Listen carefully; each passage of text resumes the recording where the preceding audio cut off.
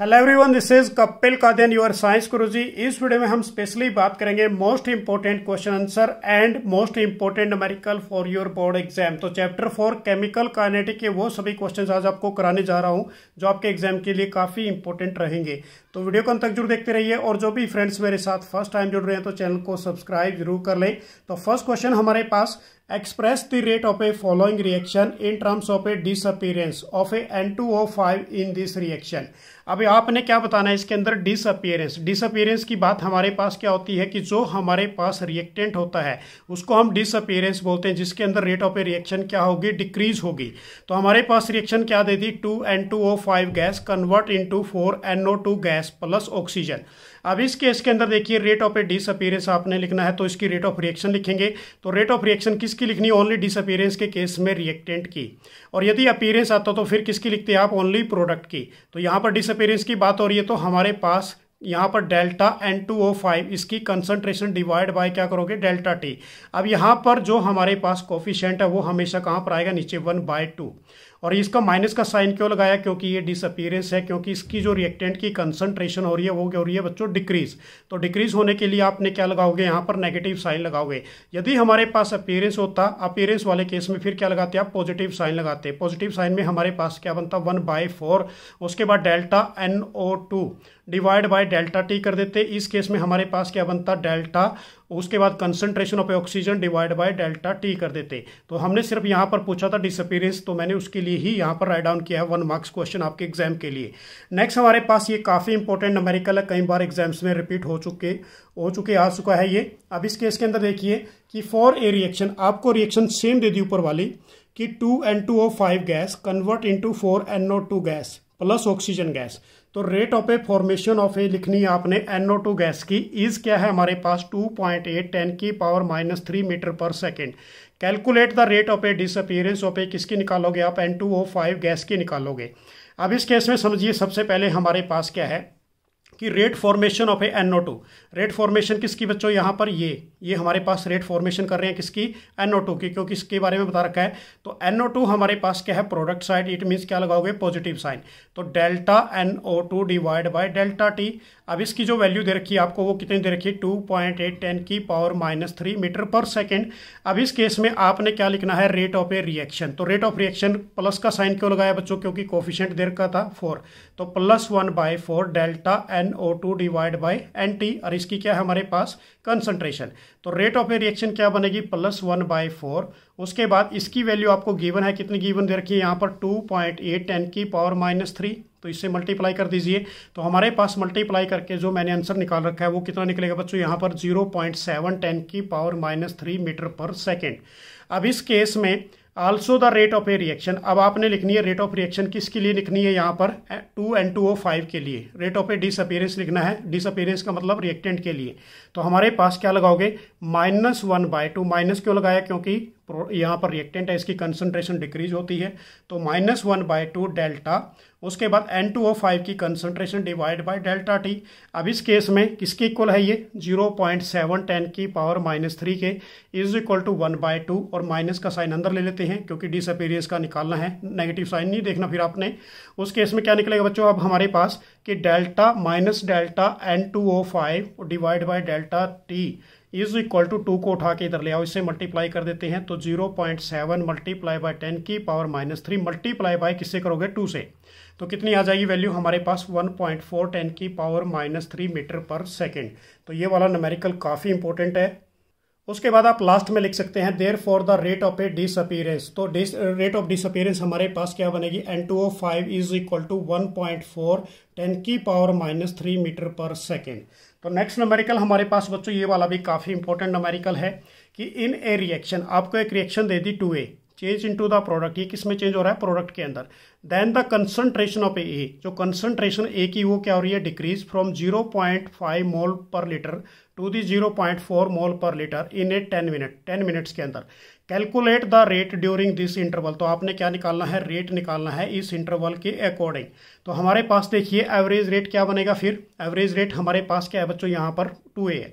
तो -1/2 क्यों किया, क्योंकि रिएक्टेंट की कंसंट्रेशन फिर क्या होगी, डिक्रीज। तो -1/2 delta A divide by delta T। जाएगी। अब इस केस में हमारे पास, क्योंकि दो हमारे पास कंसंट्रेशन दे रखी है एक ही, और दोनों क्या हो रही है बेसिकली बच्चों, डिक्रीज हो रही है, एक ही कंसंट्रेशन 0.5 से लेकर 0.4 के बीच में, तो -1/2 A2 माइनस क्या करोगे A1 divide by T2 minus क्या कर दोगे T1।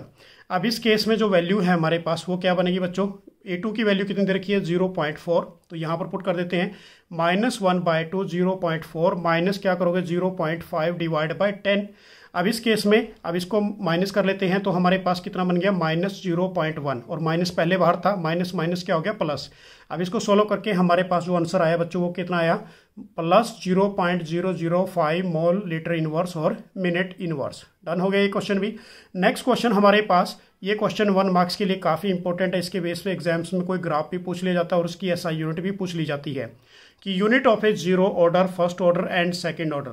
तो फर्स्ट ऑर्डर की हमारे पास सबसे पहले बात करेंगे जीरो ऑर्डर की। जीरो ऑर्डर की SI यूनिट क्या रहेगी, mole litre inverse second inverse.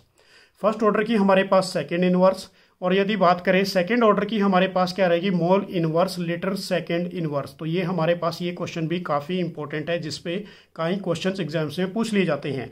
Next question हमारे पास बच्चों, this is a top most important question. इस क्वेश्चन को सबसे पहले आपने अंडरस्टूड करना है कि क्वेश्चन है क्या, कि फॉर ए रिएक्शन, एक रिएक्शन दे दी आपको a change into the B, the rate of a reaction became 27 time. तो हमारे पास जो रेट ऑफ रिएक्शन होगी वो 27 टाइम्स होगी, कि when the concentration of A is increase 3 time, यदि उसकी कंसंट्रेशन को क्या कर दे 3 टाइम्स इंक्रीज कर दे, तो आपने क्या बताना है इसके अंदर कि what is the order of a reaction. तो हमारे पास ऑर्डर ऑफ रिएक्शन क्या होगा, तो हमारे पास रेट ऑफ रिएक्शन क्या रहेगी इसके अंदर बेसिकली बच्चों, R is equal to rate constant और R की पावर n।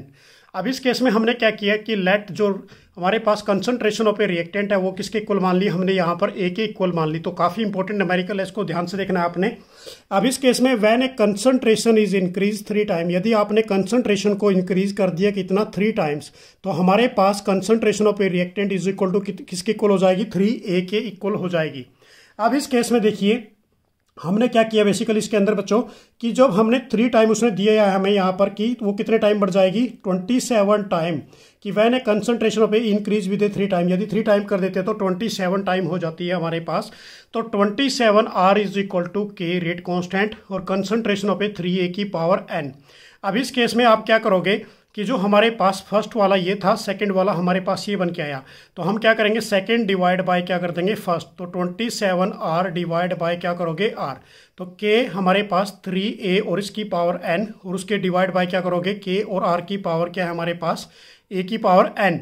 अब इस केस में n से तो n कैंसिल, K से K कैंसिल, और उसके बाद हमारे पास यहाँ पर देखो बच्चों क्या रह जाएगा, A से ये कैंसिल, तो सिर्फ क्या बचेगा 3 की पावर n बच गया, इज इक्वल टू किसके इक्वल आई है 27 के। अब इस केस में आपने क्या करना है, और 27 को हम क्या लिख सकते हैं 3 की पावर 3 और 3 की पावर n, तो n की वैल्यू हमारे पास क्या आ गई 3, तो इसको हम क्या बोलेंगे, दिस इज ए ऑर्डर कौन सा बन गया हमारे पास थर्ड ऑर्डर। तो ये एग्जाम में निकालना आता है, काफ़ी इंपॉर्टेंट न्यूमेरिकल है, तो ये आपने बहुत अच्छे वे से प्रिपेयर कर लेना है। नेक्स्ट क्वेश्चन हमारे पास ये भी न्यूमेरिकल बेस्ड ही है, और इसको देखिए सबसे पहले कि फॉर ए रिएक्शन, आपको रिएक्शन दे दी कि 2NH3 गैस प्लेटिनम सरफेस किस में कन्वर्ट हो गया N2 gas plus 3H2 gas के अंदर, तो रेट किसके इक्वल है हमारे पास रेट कांस्टेंट के।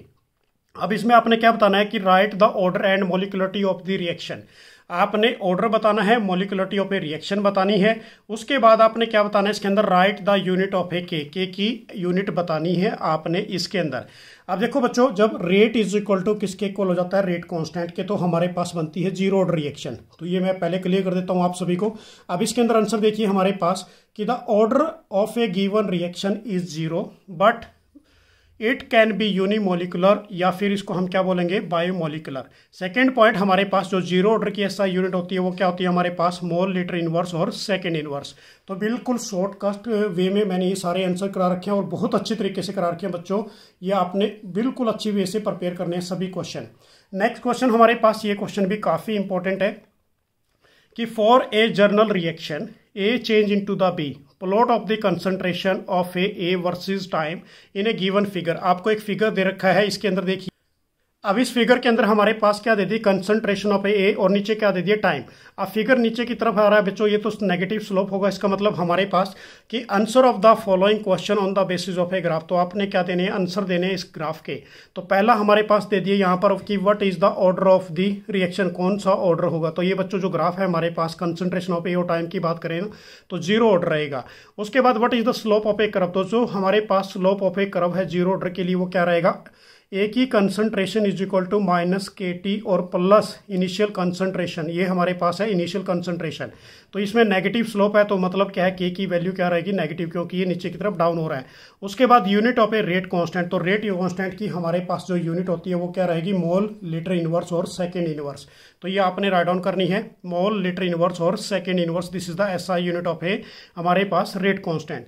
नेक्स्ट क्वेश्चन हमारे पास, ये क्वेश्चन भी काफी इंपॉर्टेंट है बच्चों, इसको भी आपने बहुत अच्छे वे से तैयार करना है, न्यूमेरिकल वे में है कि ये reaction is a second order, कि with respect to a reactant how is the rate of a reaction affected if the concentration of a reaction. यदि कंसंट्रेशन ऑफ रिएक्शन को क्या कर दे, फर्स्ट टाइम के अंदर डबल कर दे, सेकेंड टाइम के अंदर क्या कर दे, रिड्यूस टू हाफ। अब आपने क्या किया, सबसे पहले लेट किया कि let the concentration of a reactant हमारे पास क्या है, ए। अब उसके बाद रेट ऑफ ए रिएक्शन क्या बनेगी बच्चों, यदि हम क्या कर देते हैं, डबल कर देते हैं, इसका कंसंट्रेशन का डबल करेंगे तो हमारे पास rate is equal to rate constant concentration की पावर 2 हो जाएगी। तो हमारे पास ये किसके इक्वल मान रखी है आपने, ए के, तो क्या बन गया, के ए का स्क्वायर। उसके इसमें अब आपने क्या करना है, इसके अंदर देखिए, if A concentration of a reactant is double, क्योंकि ये सेकंड ऑर्डर थी तो सेकंड ऑर्डर के लिए किया मैंने सबसे पहले तो ये। अब फर्स्ट स्टेप में यदि इसको मैं फर्दर क्या कर दूं, डबल कर दूं, तो हमारे पास क्या होगा, if the concentration of a reactant is double, मतलब आर इज इक्वल टू किसके इक्वल कर दिया, 2a के।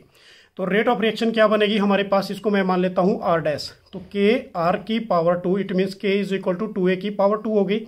अब इसको क्या करोगे बच्चों, जब 2 का हम स्क्वायर करेंगे तो किसके इक्वल आ जाएगा, 4, और ये क्या बन गया हमारे पास, के ए स्क्वायर। तो K A square is equal to किसके इक्वल था हमारे पास, रेट के। तो R dash is equal to किसके इक्वल आ गया, 4 टाइम ऑफ ए आर के। तो ये काफी इंपॉर्टेंट न्यूमेरिकल है बच्चों। उसके बाद सेकंड पॉइंट के अंदर तो क्या लिखोगे आप इसमें कि rate of a reaction will be became is a 4 time, तो कितने टाइम बन जाएगी, ये 4 टाइम इंक्रीज हो जाएगी। सेकेंड स्टेप में हमारे पास if the concentration of a reactant is reduce to half, यदि इसको हम क्या कर दे, रिड्यूस टू हाफ कर देते हैं तो हमारे पास reactant is equal to 1/2a। तो इसको हमने क्या मान लिया, आर डबल डैश, तो हमारे पास के आर की पावर 2 और इसको हाफ कर दिया बच्चों, तो 1/2 का ए स्क्वायर हो जाएगा। हमारे पास 1/2 का मतलब क्या है, 1/4, और इसको आप क्या लिखोगे, के ए का स्क्वायर, तो 1/4 और इसकी किसकी कुल आ गया, आर के। तो क्या आंसर लिखोगे इसका लास्ट में आप कि therefore the rate of a reaction would be 1/4, 1/4 हो जाएगी। नेक्स्ट हमारे पास इंपॉर्टेंट न्यूमेरिकल है फर्स्ट ऑर्डर से, क्योंकि एग्जाम में फर्स्ट ऑर्डर के न्यूमेरिकल सबसे ज्यादा पूछे जाते हैं। तो सबसे पहले देखिए इसके अंदर की first order reaction takes 40 minutes for a 30% decomposition, calculate आपने क्या करना है, टी हाफ। अब हम देखेंगे क्या करेंगे बच्चे उसके अंदर कि आफ्टर द 30% डिकम्पोजिशन, तो हमारे पास जो रेट ऑफ रिएक्शन है is equal to 70% of a initial reactant की होगी।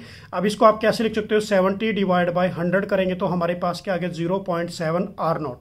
अब टाइम आपको कितना देर का यहाँ पर फर्स्ट ऑर्डर के लिए, 40 मिनट्स। तो फर्स्ट ऑर्डर का फॉर्मूला हमारे पास क्या होता है, K is equal to 2.303 divide by T. तो लोग हमारे पास initial concentration of a reactant divide by concentration of a reactant. अब इस केस में ये फॉर्मूला लग गया। अब इसके अंदर सारी वैल्यू पुट कर देते हैं, तो वैल्यू हमारे पास क्या रहेगी बच्चों, K is equal to 2.303 divide by 40, time की वैल्यू दे रखी है आपको। लोग आर नोट एज इट इज रहेगा, और यहाँ पर क्या कर दोगे, आर नोट की वैल्यू मैंने निकाल रखी है, आर की वो कितनी निकल के आई थी हमारे पास, 0.7 आर नोट। आर नोट से आर नोट कैंसिल, तो नीचे कितना बचा, ओनली 0.7। अब इसको 0.7 को मैं क्या करूंगा, पॉइंट हटा के ऊपर 10 लगा देंगे, तो K is equal to 2.303 divide by 40, log 10 divide by 7। अब इसमें कौन सा फॉर्मूला लगेगा हमारे पास, लोग m डिवाइड बाय n। तो इसका फॉर्मूला क्या होता है, log m minus log n। तो k is equal to 2.303 divide by 40, log 10 minus लोग 7। अब लोग 10 की वैल्यू होती है बच्चों हमारे पास 1, और लोग 7 की वैल्यू होती है 0.8451। अब इसमें से माइनस कर देते हैं तो हमारे पास किसकी वैल्यू आ जाएगी यहाँ पर, k की। तो k is equal to 2.303 divide by 40 multiply by किससे करोगे, 0.1549 से। तो ये हमारे पास k की वैल्यू आ गई। तो k की वैल्यू कितनी आ गई आपकी, 0.00892 मिनट इनवर्स। अब इसमें आपने निकालना है हाफ लाइफ। तो हाफ लाइफ हमारे पास क्या होता है फर्स्ट ऑर्डर का बच्चों, T half is equal to 0.693 divide by K. अब के की वैल्यू आपकी यहाँ पर आगे इसको डिवाइड करके हमारे पास टाइम की वैल्यू कितनी आ जाएगी 77.7 मिनट। तो ये वाला न्यूमेरिकल आपने काफ़ी अच्छे तरीके से प्रिपेयर करना है अपने एग्जाम के लिए। नेक्स्ट न्यूमेरिकल हमारे पास ये वाला भी काफ़ी इंपॉर्टेंट है कि for A first order reaction shows that the time required for a 99% completion is twice the time required for the completion of a 90% reaction। अब देखो बच्चों, इसमें हमारे पास है फर्स्ट ऑर्डर रिएक्शन। तो फर्स्ट ऑर्डर रिएक्शन का फॉर्मूला क्या रहेगा, T is equal to 2.303 divide by K log R naught divide by R. अब हम इसको आर नोट को क्या लिख सकते हैं, ए, और आर को हम क्या लिख सकते हैं, ए माइनस एक्स कर देंगे। ये हमारे पास एक फॉर्मूला ये भी बन जाता है एग्जाम के लिए। अब यहाँ से के को उठा के उधर ले गए, टाइम को नीचे ले आए। अब हमारे पास है फर्स्ट ऑर्डर रिएक्शन। अब फर्स्ट ऑर्डर रिएक्शन का ही फॉर्मूला हमने लिखा था यहाँ पर। अब किसके लिए निकालेंगे, time required for a 99% completion for के लिए। तो हमारे पास क्या बनेगा 99% के लिए, सबसे पहले कि 2.303 डिवाइड बाय के लोग 100 डिवाइड बाय 100 माइनस 99 कर देंगे। 100 कोई भी रिएक्शन एग्जैक्ट होती है 100%, तो हमारे पास क्या बनेगा 100 डिवाइड बाय 1। सिर्फ ये क्या बन गया 2.303 डिवाइड बाय के। लोग 100 की वैल्यू कितनी होती है हमारे पास, कैसे लिखेंगे, लोग 10 की पावर 2 आगे ले आते हैं बच्चों, लोग m डिवाइड बाय n, लोग m की पावर n। तो हमारे पास लोग 10 की वैल्यू होती है 1।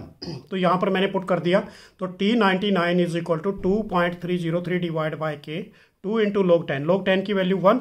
अब यहाँ पर हमारे पास किसकी वैल्यू आ गई, T99 की 2 multiply bye 2.303 divide by K. अब इस केस में the first order reaction the time will be required, तो टाइम कितना रिक्वायर होगा इसके फॉर द 90% कंप्लीशन। अब किसके लिए निकालेंगे हम, 90% कंप्लीशन के लिए। तो T90 इज इक्वल टू हमारे पास क्या हो गया 2.303 divide by K log 100 divide by 100 minus 90। अब इस केस में बच्चों यहाँ नीचे 10 रह गया, ऊपर क्या रह गया 100, तो सिर्फ क्या बचा लॉग 10। तो हमारे पास क्या आ गया T90 के लिए 2.303 डिवाइड बाय के। अब इस केस में क्या करोगे आप, dividing equation 1 by the equation number 2। तो T99 डिवाइड बाय T90 तो कितना हो गया 2 मल्टीप्लाई बाय 2.303 डिवाइड बाय के। 2.303 डिवाइड बाय के, इससे ये कैंसिल, तो हमारे पास क्या बचा ओनली 2। तो हम क्या लिखेंगे इसके आंसर कि जो T99 is equal to 2 multiply by T90 के इक्वल हो जाएगा। तो ये थे हमारे पास बच्चों कुछ इंपॉर्टेंट क्वेश्चन। नेक्स्ट वीडियो में फिर आपके लिए कुछ इंपॉर्टेंट फैक्ट्स लेके आएंगे। तो मेरी तरफ से आप सभी स्टूडेंट्स को बेस्ट ऑफ लक। जय हिंद, जय भारत।